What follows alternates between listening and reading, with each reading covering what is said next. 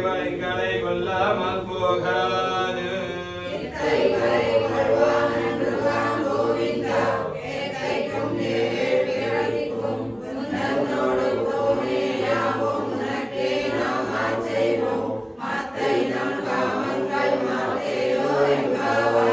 கடல் கடைந்த மாதவனை கேசவனை திங்கள் திருமுகத்து ஜெய்ஷயார் சென்னிறைஞ்சி அங்கப்பறை கொண்ட வார்த்தை அறிபுதுவை பைங்கமல தொண்டெறியல் பட்டர் பிரான் கோதை சொன்னார்.